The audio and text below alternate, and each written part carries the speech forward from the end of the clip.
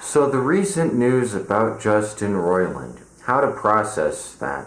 I was ecstatic the day this thing popped up onto the internet because I was like, well, finally, Rick and Morty is going to be over. I've already made a video about Dan Harmon a while back, and I'd feel incomplete if I didn't make a video about Justin Roiland, the other co-creator of Rick and Morty, really the main brain behind the operation, who up until this point was seen as less of a divisive figure.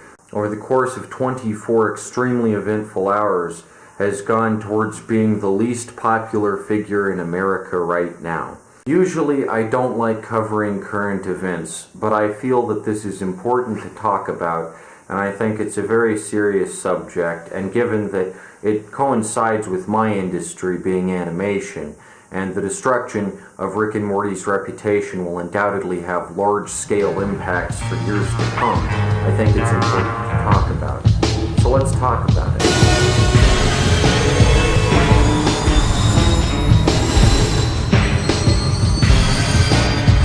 I remember when AI art started getting discussed big time, and I remember there were some real stupid proponents of it, like, look, you can generate art with artificial intelligence now, isn't this cool? And I was like, not if you're an artist. If you're someone who's actually in this field, you'll see AI art and you'll be like, this thing looks like shit. But they're like, I'm an artist and I think it's cool that AI can make art. And it kind of ended there. There was something that I couldn't quite place about AI art. I felt like I had heard all this before, like I had seen it all before somewhere. And then I remembered this incredible story by Damon Knight called Thing of Beauty. Now, for those of you who aren't cool enough to know who Damon Knight is the writer of the famous story To Serve Man, which was turned into one of the worst episodes of Twilight Zone. To Serve Man, I'd say, is Damon Knight's worst story, actually. But Thing of Beauty really is a thing of beauty. It's a genius little science fiction short story. And to those of you who haven't read it, I'd highly recommend pausing this video right now and going and reading it, because it's amazing. The basic premise follows this guy named Gordon Fish. And Gordon is middle-aged, and he's hit kind of a slump. Through some kind of insane coincidence, this time slip occurs, this dimensional crossing over, where this magic machine is delivered to his door by these two weirdos with these weird outfits. And all of a sudden, Gordon Fish, this middle-aged loser going through a midlife crisis who doesn't have a handle on any of his goals or what he wants to do with his life, he has access to this magic drawing machine. This magic machine can draw absolutely anything with these magical arms that extend out of it. And when he looks inside to see what's inside the mechanism, it's just magical dust. There's nothing in there. So Gordon Fish, being the unscrupulous grifter he is, pretends that his nephew is drawing all of this stuff, and that his nephew lives away and can't come to the state right now, but man, he has all these great drawings that he just happens to have around, and boy oh boy, wouldn't he like to enter these into art contests and the like, and get all the clout and praise, and get famous off these shitty drawings that are drawn by a machine and not by him because he doesn't have a creative bone in his body. Over the course of the story, Gordon swindles and lies to a lot of people who place their complete trust in him. He lies to a guy who looks up to him, and he lies to Norma, who's a girl who looks up to him. Overall, Gordon Fish is just a giant liar. He doesn't have any originality or creativity, but he's using this magical drawing machine to draw things for him, because he thinks, well, I'm not a notable person. I'm kind of a piece of shit. There's nothing going for me. Nobody knows who I am and nobody cares. But I can make these drawings out of nothing. I can get this magical machine from an alternate universe to draw things for me, and I don't have to do any work, and I can get famous and make a shit ton of money and tell everyone that I'm the uncle of this famous artist. In the end, it turns out that Gordon has completely wiped the machine's memory because he doesn't understand the language that the machine runs on. And it turns out that the language is Swedish, but he had no idea of that. So every time he's been making a drawing, he's slowly been erasing concepts from the machine's programming, such that there's no more anything inside the machine, and it just can't draw anymore, and all it can draw is a hand. And he's like, shit. And then he gets busted because there's no way out, because he can't draw for shit, and he's been using this machine the whole time. So he's like, what the fuck am I gonna do? He can't do anything. He's caught between a rock and a hard place, and that's how it ends. It's a really awesome story. Now, the most interesting thing about this story is that this story is from 1958, and the Wikipedia article for this story is careful to note that it predicted by 62 years the recent time that an AI art piece won in the Colorado State Fair, which is undoubtedly one of the most embarrassing things that's ever happened in Colorado. I don't think a lack of creativity only applies to AI art, though. I think it also applies to complete losers like Justin Roiland, who use the apparatus of the entertainment industry to their advantage, all while presenting nothing of substance. I'll never fully understand the old axiom that there's nothing original in art. Now, it can be said that oftentimes what you think is new isn't really all that new. Like, for instance, the internet has been around for a lot longer than most people realize. Computing has been around for a lot longer than most people realize. Just today, somebody got pissy about me mentioning a 1976 modem, and they were like, even though modems technically existed in the 1970s, they're really only associated with the 1990s, so you can't talk about modems in the 1970s, even though they did exist and were available for consumer use, because they aren't associated with that decade.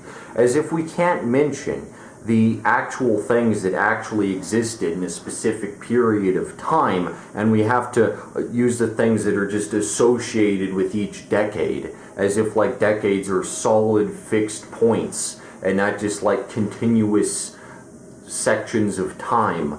That's weird. That's besides the point, though.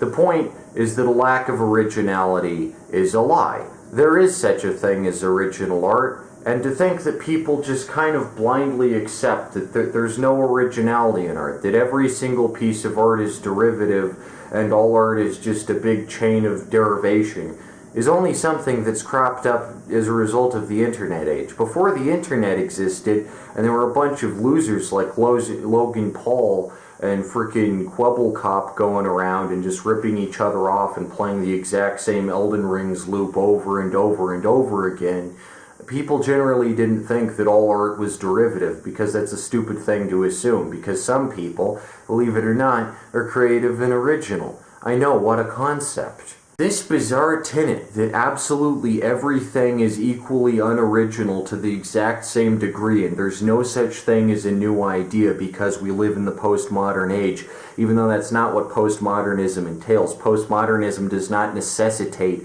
a lack of originality or the death of creativity to operate as a critique of modernism. This strange assumption seems to have been adopted as much as the stupid assumption that pennies are worthless, even though inflation, much like the monetary system itself, is a human construct, and if we wanted to, we could all make pennies worth something again, the same way we reset leap years, or that the metric system is inherently superior to the imperial system, even though the imperial system is built for human beings using human-based units that aren't that hard to memorize, and the metric system is actually way harder to memorize, and there's nothing cool or awesome about one system of measurement that just is adopted by the entire world because that's fascism. I digress. There's just all these weird things that people tend to believe without even remotely questioning it, or thinking, I could think about this a different way. Yeah, I'll accept that, just on the face of it, without doing my own research or thinking about it or coming up with my own ideas. Yeah, art is all derivative. All art is derivative. It's all just one big circle of repeating ideas and everyone just glomming onto each other and taking shit from each other.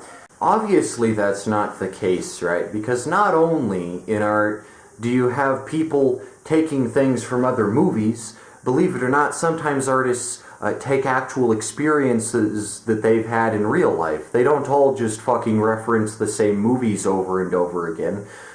Some people, believe it or not, have real lives outside the internet and base their own experiences and bring their own experiences into their art. And some people have dreams. Some people put their dreams into their art. Hey, there's an idea, I know, crazy, right? There's other things than movies that art can reference. I know, right? Crazy idea. But you kind of get the point here. And I've watched some terrible videos on this subject.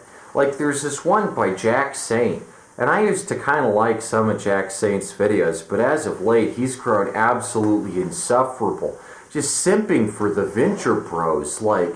Also recommend The Venture Brothers, a show that also takes classic characters from Hanna-Barbera cartoons, among other things, and plays with them both as props for an entertaining show with a unique humor style, but also because the writers wanted to use those connections for the purposes of meaningful commentary. Did you know that The Venture Bros is not just a shitty rehash of Johnny Quest, but it's actually really deep, bro? It's actually really deep examination of nostalgia. It's like, yeah, if it really was, it wouldn't be on fucking Adult Swim.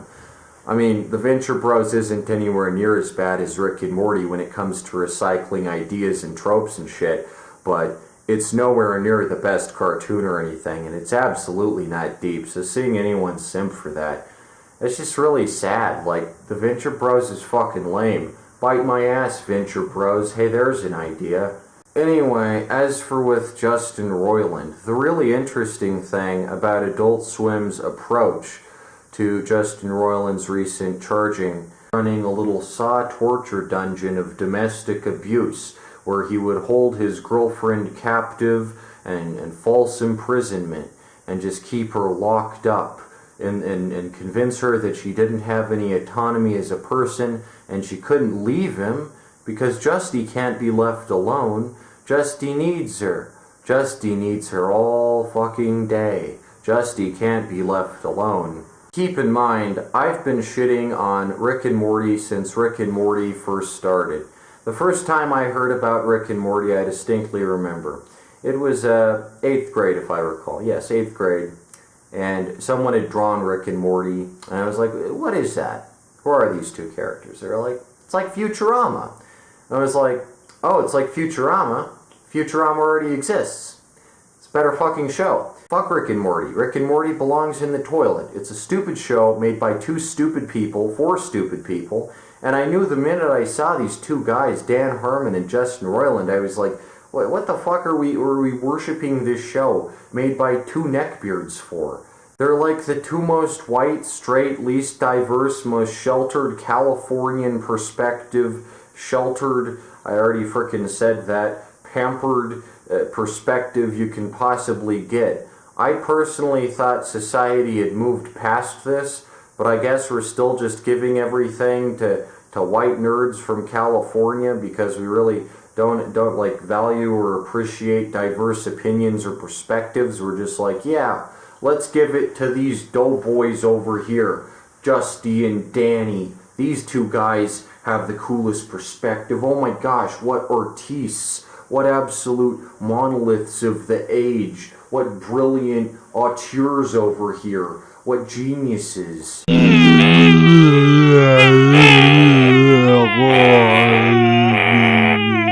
So no matter what approach Adult Swim took, it would clarify that Rick and Morty is an empty intellectual property that is not valuable in the slightest. Because if they canceled Rick and Morty after Justin Roiland got charged with all these horrible accusations, and given that Justin Roiland is the creator of Rick and Morty and voices both of the main characters, whatever he does is reflective of the art he creates, and vice versa. If Adult Swim canceled it, then it would be proof that Rick and Morty has, from the beginning, been a garbage show created by a garbage human being who's absolutely irredeemable, morally bankrupt in every conceivable way.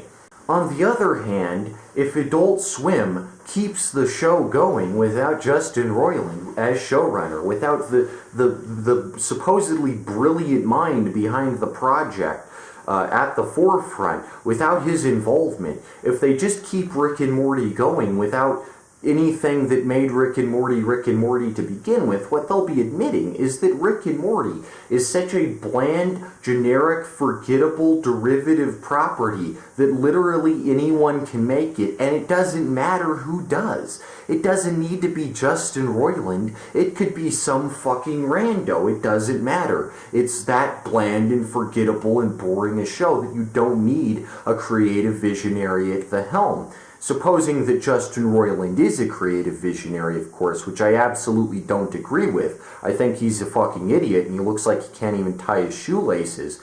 But assuming that he is, what Adult Swim has done, in effect, by choosing to let Rick and Morty go on with Season 7 and fall ever further into the seas of irrelevancy, is admit that Rick and Morty is not a creative product or a single creative vision. Now, call me old-fashioned, but I think we need creative visionaries, in this day and age especially. We need our modern equivalents of Stanley Kubrick and H.R. Giger, and yes, even Daniel Johnston. We need all of them. We need people who helm creative projects and are unflinching in their creative visions, who do not let up, who do not compromise, who do not give in, who will follow their creative modus operandi and their vision to its fullest possible extent. We need people like that, especially in today's artistic landscape. But what is an intellectual property if you just sell it to a giant media conglomerate like Adult Swim, and then if you get canceled, if you get freaking booted off, they can just go, well, it's ours now. It's not yours anymore, it's ours now, and we're going to make it without you. You don't even need to be involved. It's ours now. Now, obviously, this would never happen with something like a Stanley Kubrick film. If Stanley Kubrick was accused of something terrible halfway through the production of 2001: A Space Odyssey, and he wasn't able to be the director anymore, then he probably would just tell Warner Brothers to stop producing it and be like, hey, just don't make it anymore, because my name has been soiled and I've been dragged through the mud, and don't make it. And Warner Brothers also would be like, yeah, we don't want to make it, because making it, with you associated with it, would be bad press for us. No matter how much of a creative visionary you are, we don't want to make it, because that looks bad on our end, because you're kind of a brand risk. You give us negative publicity, right? That's how I think a creative project should work. The guy behind it is accused of something terrible, a literal crime, a literal, crime against humanity, that maybe the thing should just stop being made. Call me crazy, but, this is like if Louis C.K. was canceled, but then whoever owns the rights to his comedy albums just kept splicing up his words, or, fed them into an AI generator and was just like, here's the new Louis C.K. album, we know you don't like him, we know he's done terrible shit, we know he's a massive piece of shit and he's canceled, but he still makes us money, so here's this fake Louis C.K. album that's not even him, it just sounds like him, and we're just putting this out here for money. Isn't that fucked up? Don't you at least think that the person who's been canceled should have the right to just, say, well, I'm done now? But no, Adult Swim really has hit a new low. They're like, well, we know that this series of ours was created by, the worst fucking person, because we have no background checks, and we don't, check, we don't freaking do our research on anyone we hire. We'll hire anyone provided they live in California and they're fucking white. That's why $1 Million Extreme got their fucking neo-Nazi alt-right show, and Adult Swim was like, we didn't know that was a neo-Nazi alt-right show. It only contains explicit alt-right messages in every fucking sketch from Sam Hyde's pimply mouth. We had no way of knowing what that was. Don't blame us. We only give a platform to these horrible, wretched, putrid figures. We can't be held responsible for the garbage we promote on air. Isn't this just a little, disturbing to think that you can just, have your intellectual property, your life's work stolen away from you? And keep in mind, I don't think Rick and Morty should be Justin Roiland's intellectual property, because it is just a horrible ripoff of Back to the Future, with more ass jokes and shit tossed in there. For the sake of argument, do you think that people should just have their fucking intellectual property just fucking stolen from them, and then this big company's just like, we'll keep making it because it's a cash cow, even though the creator is like a fucking serial killer or whatever, we'll just keep making it because people like it, and people won't even like it anymore. Rick and Morty is cancer now. It has such a bad reputation that, hands down, I am going to put this forward, Season 7 is going to have the lowest possible viewership numbers. And, you know, one of these fucking deranged Rick and Morty fans, the same type who went to the McDonald's and threw the big hissy fit over the Szechuan sauce, they're probably gonna do a fucking protest or something, and it's gonna go absolutely bonkers, and then that's gonna be even worse PR for Adult Swim, because they don't seem to understand when they should just kill something off, when they should just fucking sew it down with a fucking katana, you know. They're like, nah, let's keep this around. Let's keep this toxic fan base dreck around. Let's keep this absolute swamp of toxic masculinity going. Yes, sirree. If there's one thing we here at Adult Swim stand for, it's misogyny and the perpetuation of toxic masculinity. Ain't that something, huh? Rick and Morty, put simply, is a cancer show, and has always been a cancer show. And to think that people have defended it only goes to show what an absolute dipstick conman Justin Roiland is. If there is one thing he is insanely good at, and I will give this to him, he is a master manipulator, which probably explains how he is able to talk to a woman, which I can't even imagine. But just for the sake of argument, like, I think Justin Roiland is really good at coaxing people, at like hypnotizing them into thinking that he's some kind of high-worth individual, instead of just this like pasty, light-deprived, terminally online weirdo who just goes around and isn't funny and isn't interesting. There's nothing notable about this guy. If I saw him at the back of my local Magic the Gathering, you know, like playing spot where they fucking play down the Yu-Gi-Oh cards, I wouldn't be able to pick him out. He's like the fucking nerd. I don't get this nerd subculture. It's so old at this point. How many more times are we just going to get these guys who are like, I play video games and I read comic books, but only the shit ones like Transformers, and also I really like freaking Doctor Who, and not Star Trek, not the really well-written American series, the fucking British one with the 12 characters who are all one character, and they fly around in their magic phone booth. Ain't that the most fucking interesting shit? That's a great show. Golly gee willikers, I'm a fucking nerd. Bazinga. Like, isn't this shit stale at this point? Haven't we gotten sick of this as a nation? Aren't we sick of just fucking classifying everyone like, oh, I'm a nerd, oh, I'm a jock, oh, I'm a fucking alpha? Like, aren't we sick of this? Don't you just want to be like a fucking person already? You're not in high school anymore. What's up with this like perpetuation of cliques? I don't get it. In high school, everyone was like, Nick, what the fuck are you? Are you a fucking nerd? Are you a stoner? Are you a freaking, you know, like, chess club? What are you? I was just like, I don't fucking know. I don't care. I don't care about this shit. I'm just me. I'm just me, okay? Sorry. Justin Roiland is not only morally bankrupt, he's also creatively bankrupt. He's never come up with an original idea in his life.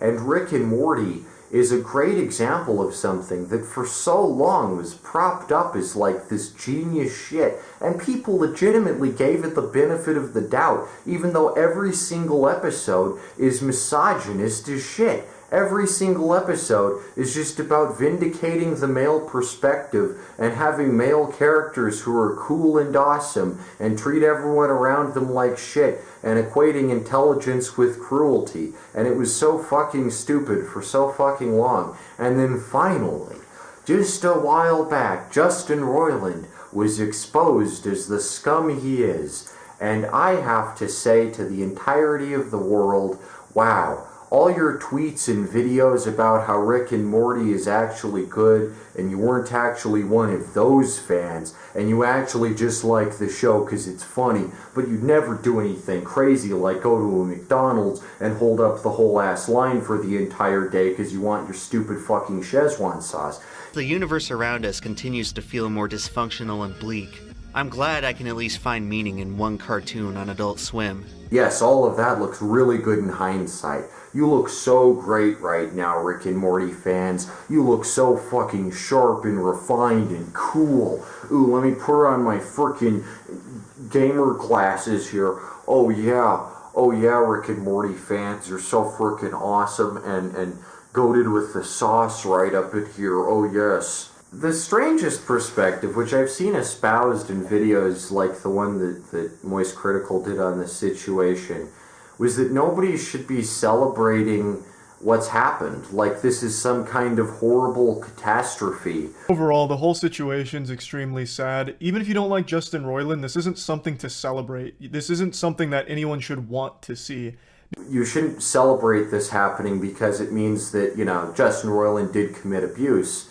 And that's not the part worth celebrating. The part worth celebrating is the justice, the pulling back of the curtain, as it were, the breaking of the illusion, the sudden realization that's washed over society that's like, holy fuck, we gave way too much credit to this absolute fucking garbage. The opening up of a conversation around this issue, which is a big, important issue, and that is important.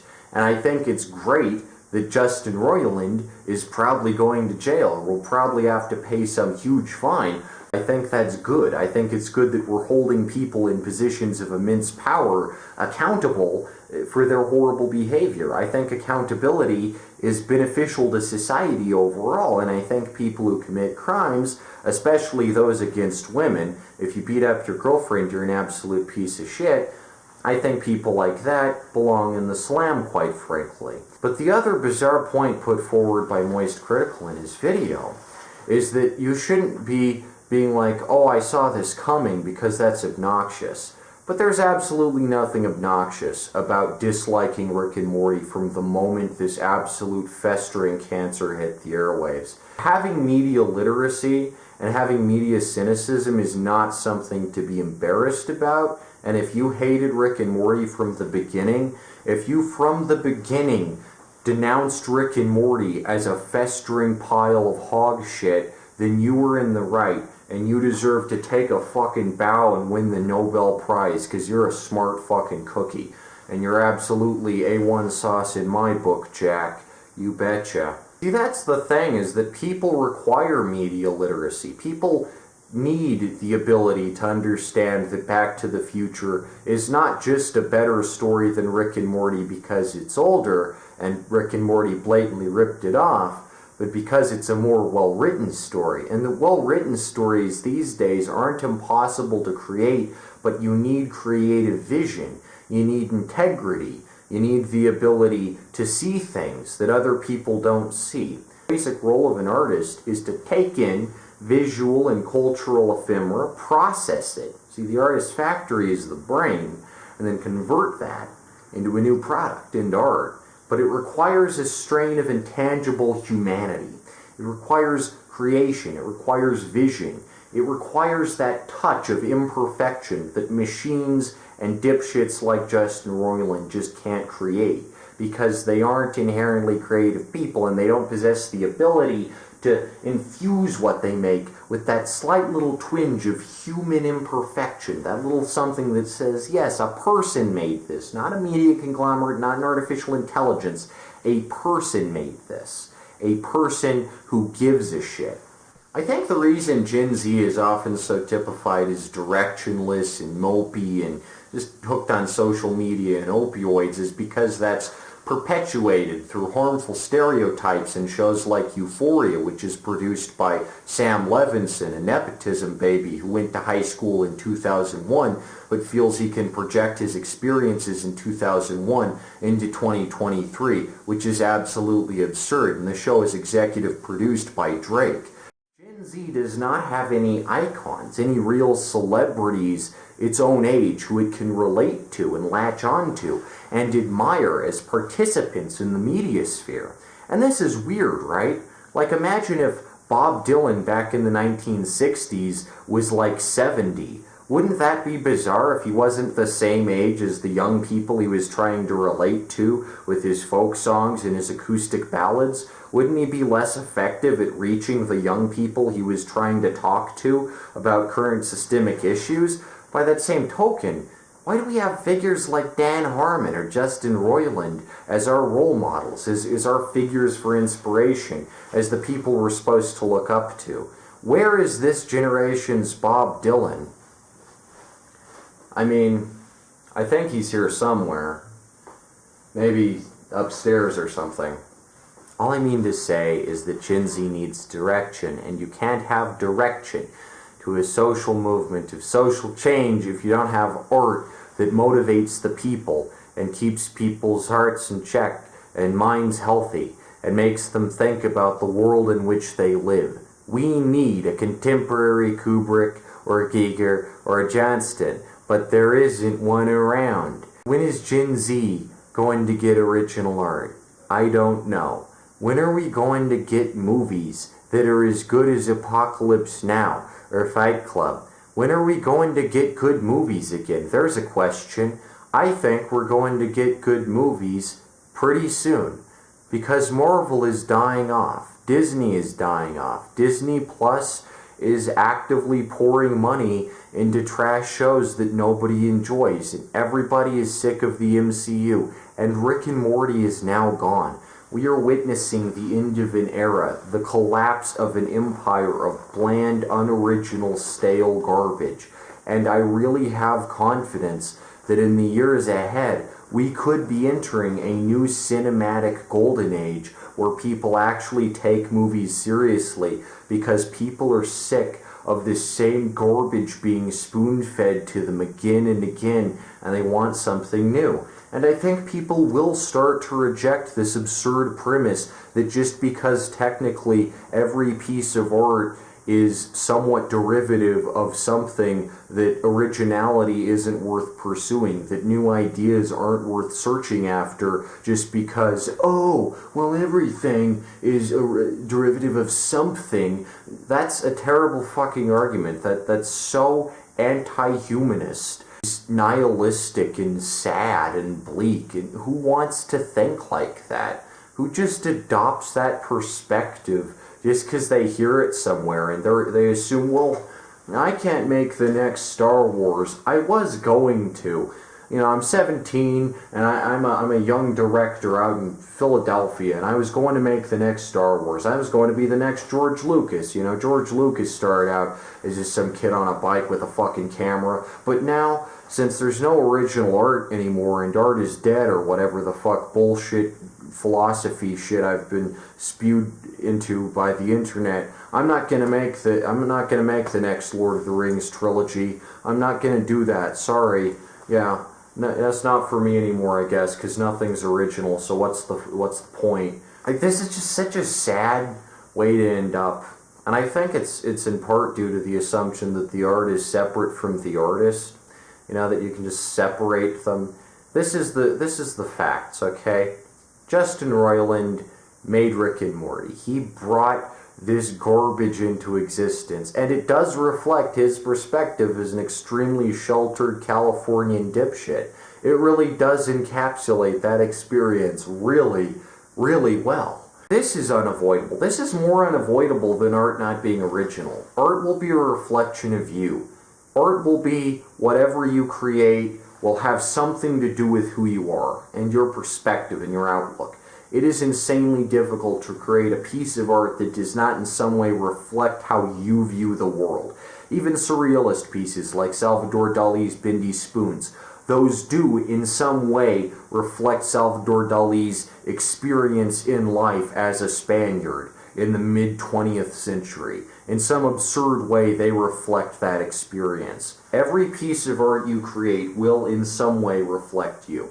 I don't buy into this, let's separate the art from the artist, or hey, let's fucking death of the author bullshit. Art reflects the people who made it, and if you want to be literate with media, and you want to study media, you want to appreciate media in a deeper level with subtext and paratext, then you need to accept that art is created by people, and when you watch Star Wars, that's going to in some way reflect who George Lucas was. And when you watch Harry Potter, that's going to in some way reflect who J.K. Rowling was. And it fucking does. Harry Potter could not be made by an American. It's British as shit. There's pro-slavery shit and it's transphobic as shit. It's a very fucking British series. You mean to tell me that anyone can just make Harry Potter? No. It's a direct result of J.K. Rowling growing up and thinking she's on the left, but being British, so having really weird opinions about slavery and stuff, and then that makes it into her whimsical children's book series, so then everyone realizes, hey, this series kind of has shit ideas going on in it. It's kind of fucking dumb. And the same goes for Rick and Morty. Tying all this back to the story of Gordon Fish, Thing of Beauty. What a lovely story by Damon Knight. Again, seriously, check it out after you watch this video. It's fucking amazing. It's a great example of speculative fiction. And it goes to show how having new and interesting ideas, especially in the science fiction realm, can actually predict the future. Because in that story, Gordon Fish does enter an art contest with his machine-generated garbage, and he does win, but it's not a victory because he finds no happiness in it. He's not genuinely a happy guy. He's a sad, miserable, washed-up, pathetic failure, and nothing he can do will change that. People generally dislike art and artists and see artists as pretentious, and we might come off as a little entitled, because at the end of the day, art is one of the few industries where innate talent is put on a pedestal over acquired talent. You can go to all the art schools you want, you can spend hours learning about technique, but if you're not a creative individual, if you don't legitimately have creative interests, if the spark isn't in you, if you don't care, if you don't apply yourself, if you don't channel your own vision into what you create, and if that isn't unique, if your perspective isn't interesting, you cannot create good art. It's all innate. It's all up here. None of it is learned. None of my art was learned at a school. None of what I create was learned at some college or technical course. And people might be jealous of me. People might be jealous of how talented I am, in the same way I might be jealous of how cool Stevie Wonder is, and how awesome Stevie Wonder's piano playing is. But at the end of the day, I can't play piano that good. I can't play piano as good as Stevie Wonder, and really nothing I do is going to change that.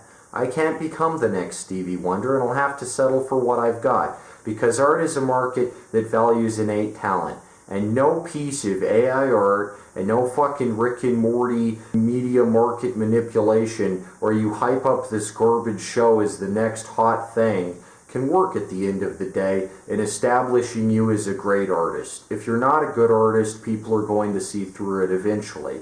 It took a long time with Rick and Morty, but people are finally starting to see through the facade.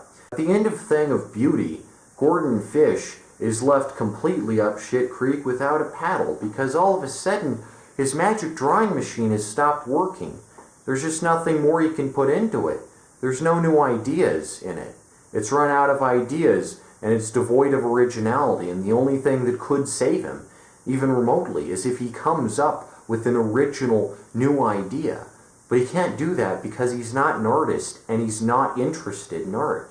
He just uses art for clout. He just uses art for selfish personal gain instead of enriching the world with bountiful ideas. I think Gordon Fish and Justin Roiland have a lot in common, and I think the current age we find ourselves in reflects Thing of Beauty perhaps a lot more than we'd like to admit. Anyway, that's all I really have to say about Justin Roiland. What an absolutely contemptible human being. Just an absolute stain on the face of humanity, And Rick and Morty can go eat shit, that's what I say. That should be the next episode of Rick and Morty. Hey Rick, I'm a eat a big turd. Hey Morty, I'm gonna frickin' I just wanna fucking die because I suck so hard. I'm a massive piece of shit. I have zero individuality and I suck ass. I'm a shit character. Oh, I'm frickin' shit, Rick. Oh, dang it, wubba wubba dub dub. Anyway, that's all I have to say on the subject, so leave your comments down below. And, I'm looking forward to this year. I am. I think we've got a lot of great art up ahead.